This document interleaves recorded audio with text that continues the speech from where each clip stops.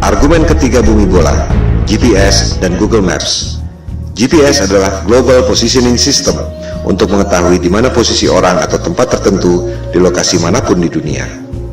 Disebutkan bahwa orang yang ada di ujung barat tak dapat mengirim sinyal wireless ke orang yang ada di ujung timur karena terkena lengkungan bumi. GPS pada mobile phone kita, juga pada aplikasi Uber, Gojek, dan lain-lain, menggunakan berbagai aplikasi yang sudah ada. Yang paling umum adalah Google Maps. Jika ada orang mengatakan bahwa GPS Anda sebenarnya tidak menggunakan satelit, apakah Anda percaya? Kita tak perlu ngarang atau debat kusir. Mari kita dengar sendiri apa yang dikatakan oleh Google tentang Google Maps. Google Maps for mobile has solved this problem with a new beta feature called My Location. Instead of you telling Google your location, Google displays your location on the map with a click of a button, and it doesn't require GPS. Dengar sendiri kan? Ternyata My Location pada Google tidak menggunakan GPS, tidak menggunakan satelit. Ini adalah penjelasan resmi dari Google. Anda bisa search di YouTube, ketik Google Maps for Mobile with My Location. Lantas, bagaimana Google Maps, Gojek, Uber, dan lain-lain bisa bekerja pada HP kita dengan begitu canggihnya? Mari kita dengarkan lanjutan penjelasan Google bagaimana mereka melakukannya. So, how does it work? Each time you use your phone to make a call, send a text message, or view a website, the information goes through towers, which provide your phone with reception. A tower picks up your call and connects you to your Aunt Molly. The same thing happens when you fire up Google Maps for mobile. The tower gives you the reception you need to access map information. These towers also help Google display your location. Each tower has a unique footprint. When you access My Location, Google calculates an estimated location of your handset based on the unique footprint of nearby towers. It's not GPS. It's not GPS. It's not GPS. Dengar sendiri kan? Ternyata Google tidak menggunakan GPS. Sinyal-sinyal yang canggih itu diperoleh dari menara Telkom biasa. Persepsi Anda yang mengatakan bahwa HP Anda menggunakan GPS dan satelit lewat Google Maps. Google sendiri mengatakan tidak. Bagaimana dengan Google Maps yang secara sempurna dapat membuat peta dari udara, termasuk atap rumah kita bisa kelihatan? Bukankah itu menggunakan satelit? Ternyata Google Maps dibuat dengan menggunakan drone, bukan satelit. Silakan Anda riset dan temukan sendiri. Semua bukti-bukti ada di depan mata. Anda hanya tak memperhatikannya saja selama ini. Itu yang membuat kesadaran flat earth booming secara eksponensial sejak 2015. Pada bumi yang datar, satelit memang tidak diperlukan. Anda hanya perlu menara-menara Telkom. Hal ini akan kita bahas pada bab berikut, bagaimana USGS mengatur jarak penerbangan pesawat.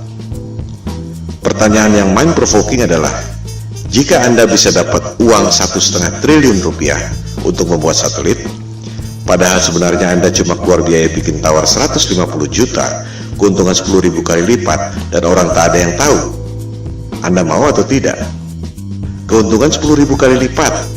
Anda dagang dengan modal 1 juta, dapat hasil 10 miliar. Mau atau tidak? Saya tidak mengatakan Indosat atau PT Telkom menipu dengan satelit, sebab mereka tak bisa bikin satelit. Yang bisa bikin satelit adalah dia-dia juga, Hughes, Boeing, Ball, Lockheed Martin, dan lain-lain. Jika ditelusuri lagi, perusahaan-perusahaan aerospace pembuat satelit itu dimiliki oleh dia-dia juga. Kelompok 1% penduduk yang lebih kaya dari 99% penduduk dunia lainnya. Kelompok 1% ini sudah lebih dari 100 tahun memonopoli bisnis lewat kartel untuk mengontrol harga agar menjadi mahal. Berlian misalnya, harganya menjadi mahal akibat dimonopoli oleh kartel. Mereka membuat ilusi supply dan demand supaya harganya tinggi. Di sektor supply, sebenarnya sumber daya berlian tidak selangka itu. Silakan Anda cek bagaimana kartel De Beers bisa menguasai pertambangan berlian dan membuatnya seolah-olah itu barang langka. Di sektor demand, kartel membuat ilusi seolah-olah berlian adalah kebutuhan manusia. Seolah-olah perkawinan Anda tidak afdol jika cincin kawin Anda tak ada berliannya. Itu sebenarnya adalah propaganda marketing yang dimulai tahun 1940-an. Begitu pula dengan ilusi minyak adalah sumber daya fosil. Minyak adalah senyawa hidrogen, oksigen, dan karbon, disebut hidrokarbon, yang berasal dari perut bumi. Tak ada bukti bahwa minyak berasal dari fosil tumbuhan dan dinosaurus. Itu adalah ilusi yang diciptakan oleh Rockefeller agar harga minyak menjadi tinggi. Rockefeller mengundang saintis ke konferensi Jenewa tahun 1892 untuk memulai propaganda bahwa minyak berasal dari fosil dinosaurus dan tumbuhan. Padahal, fosil adalah benda padat dan hidrokarbon minyak adalah benda cair. Fosil yang berasal dari makhluk hidup tak pernah jauh dari permukaan bumi. Sementara, manusia mengebor minyak sampai kedalaman 10 km dan tak pernah ada bukti bahwa fosil ditemukan di kedalaman itu. Tak semua orang menyadari bahwa media-media massa besar di dunia dimiliki oleh 6 perusahaan saja. Si kelompok 1% itu mampu memonopoli informasi yang diterima oleh 99% penduduk dunia lainnya. Hal ini yang disebut sebagai propaganda, mind control. Jika kelompok super kaya yang 1% itu, atau disebut elit global, mampu mencuci otak Anda lewat pendidikan, media massa, dan film-film, ilusi marketing yang membuat harga berlian dan harga minyak menjadi tinggi, apakah mereka tak mampu membuat ilusi tentang satelit? Kembali pada soal GPS. Tak semua orang menyadari bahwa GPS digunakan sejak tahun 1973 yang merupakan bagian dari teknologi militer. GPS berasal dari teknologi sebelumnya yaitu LORAN atau Long Range Navigation dan Decca Navigation yang digunakan sejak Perang Dunia Kedua. Of its equipment, which makes it very easy to operate and maintain once you understand a few fundamentals. To provide worldwide coverage, the Omega system will use 8 VLF transmitting stations. One in Norway, another in Trinidad, one in Hawaii, and another in north-central United States. Of the remaining, one is in the Indian Ocean, another in the southern part of South America, one in the Tasman Sea area, and finally, one in the Western Pacific. Apa yang membuat Anda berpikir bahwa dunia militer yang didesain buat perang membela negara tiba-tiba jadi malaikat yang menolong umat manusia di negara-negara lain dengan memberikan teknologi gratis? Disinilah jelinya the global elites yang sudah lebih dari 100 tahun memperoleh profit dengan cara menipu orang, scam, money laundering, transaksi fiktif, you name it.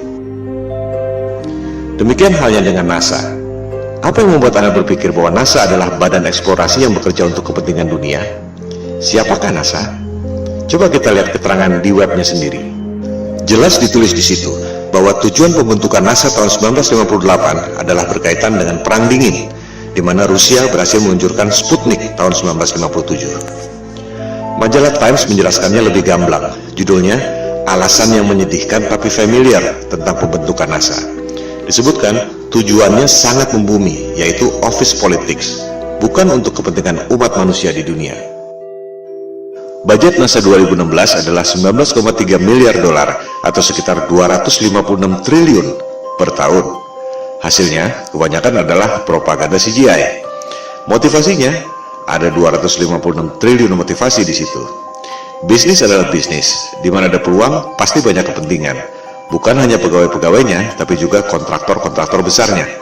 Roket memang diluncurkan, tapi jika diperhatikan, arahnya tak pernah lurus ke atas, selalu melengkung dan akhirnya horizontal. Karena memang tak pernah lewat dari low Earth orbit, sekitar 500 km dari permukaan bumi.